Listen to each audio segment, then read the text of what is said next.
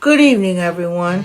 So on tonight's Japanese Cello Adventures, I want to share with you lessons I learned from my last cello lesson.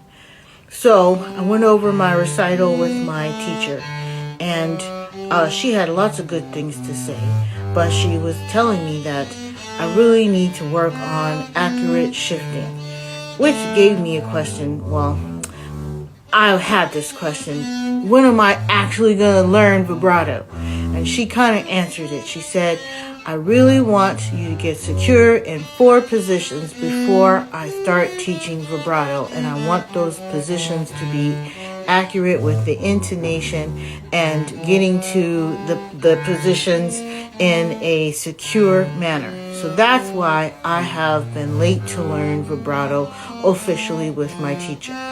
But since I'm insistent, she says she's going to start teaching it to me. But since I'm a studious student, I am going to be working diligently on my shifting. And all day today, I worked out of my old book and just concentrated on the second and the third positions, which I have the most problems with.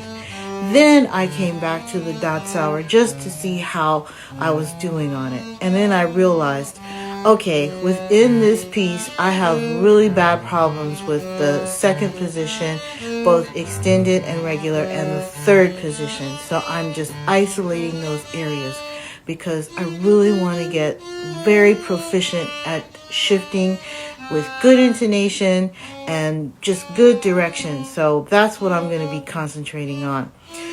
It's an uphill battle.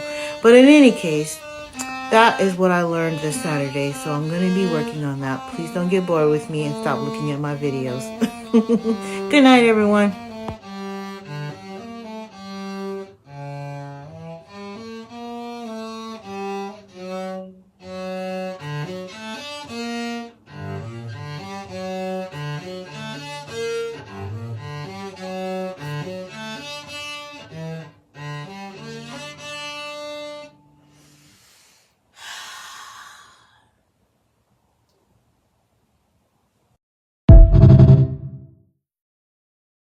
Good morning, everyone. It's me. Let me just make myself smaller here. Put myself up here.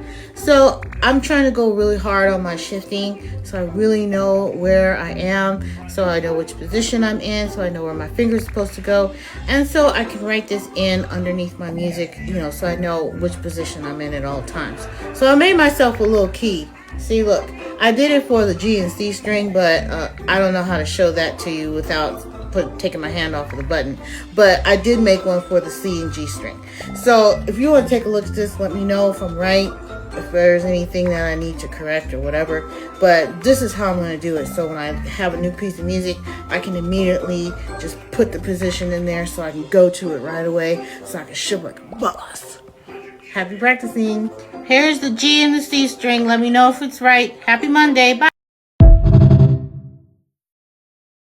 I have come to a realization that the only way you'll ever know how to play the cello to the fullest of your capabilities is learning the neighborhoods of the fingerboard. That is your task.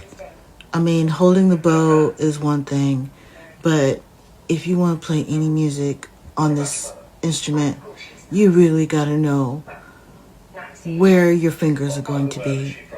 And you need to know the neighborhoods of those positions. My teacher is absolutely right. If you don't know this, you won't be able to play anything. So, adult beginners, our task at hand is getting to know the neighborhood of the fingerboard.